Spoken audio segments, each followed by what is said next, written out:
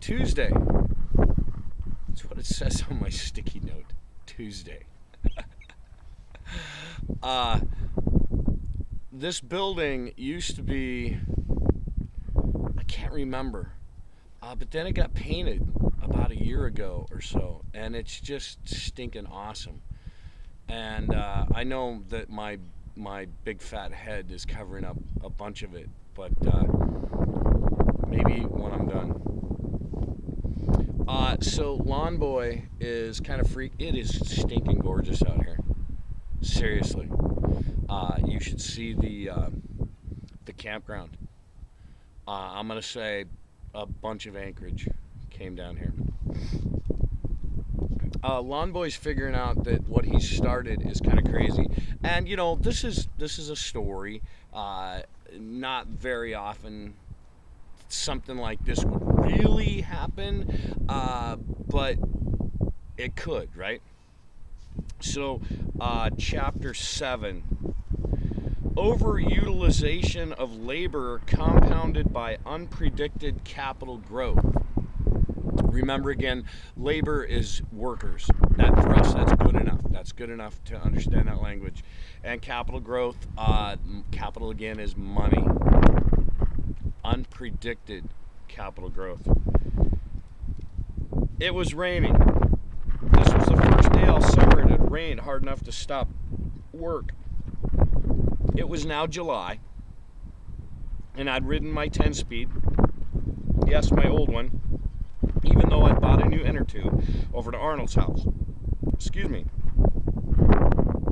Arnold had made the hippie tea that was sweet without sugar, and I sipped it while we dragged out the notebooks.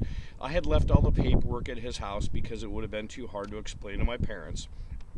There were now 5 3-ring binders, and in fact, I knew almost nothing about it myself. It had all been kind of a blur.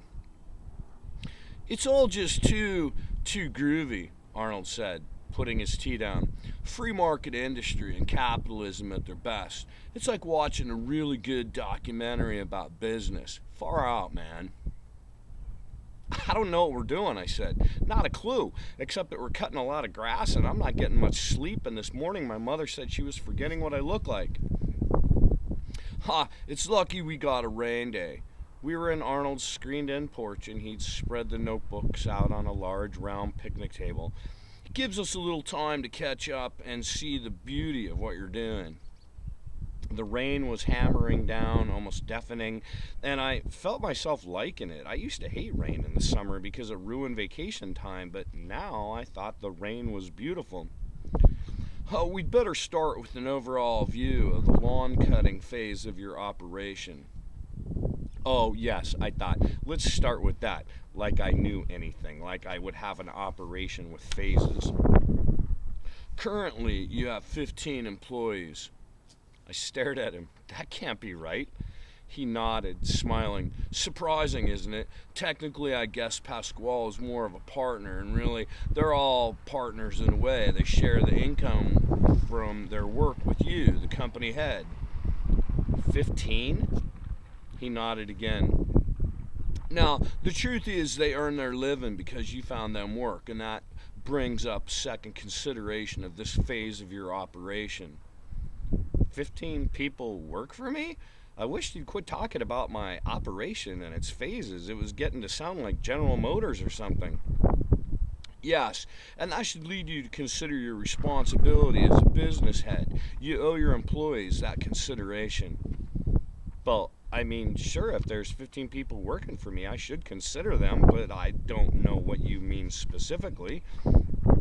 Well, think of this. They're seasonal workers. When the cutting is done and they're no longer employed by you, a responsible employer should set aside some of his income, a percentage, to give them a bonus when the season ends to ease their transition into other forms of employment.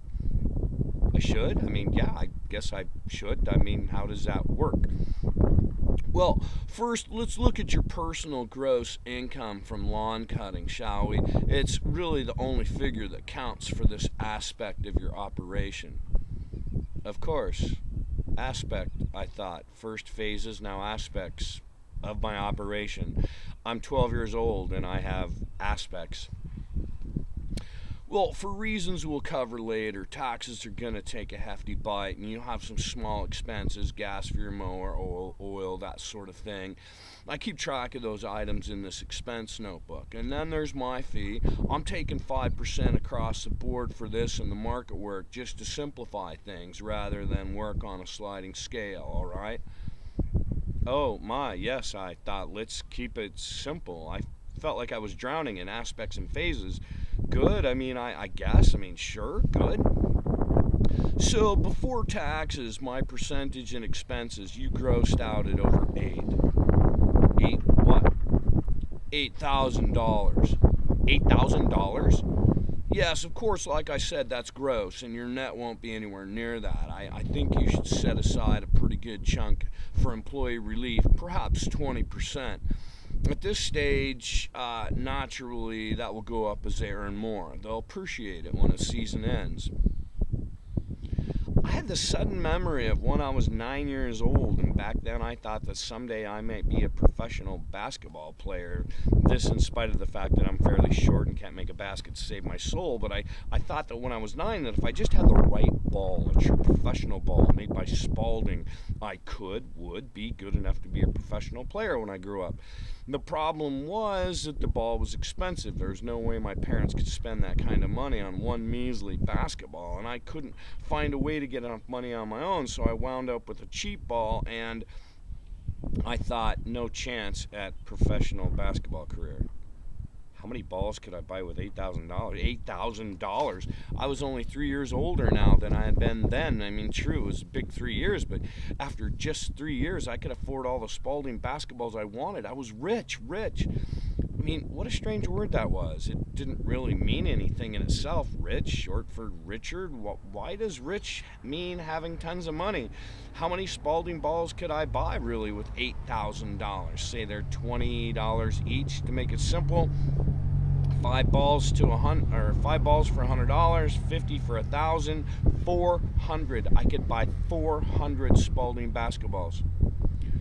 What do you mean? I suddenly remembered something Arnold had said. You said something about this being a small amount of money. Is that what you said? I don't know what you're used to having, but I can't think of $8,000 as a small amount.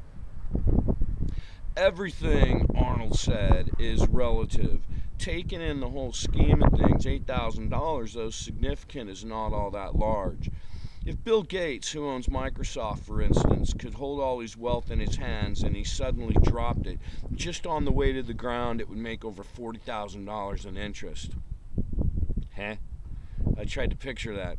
Look, I understand I don't have as much as Bill Gates. Still, I'm very satisfied with what I have. I honestly don't know what I would do with any more money than that. Seriously?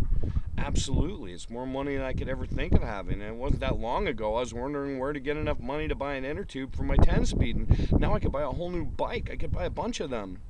Ha! Well then, Arnold shrugged and sighed. We have a bit of a problem. Things start to get interesting. When we get to chapter 8, which will be tomorrow. Like I said, it probably wouldn't happen to you, but what if you did?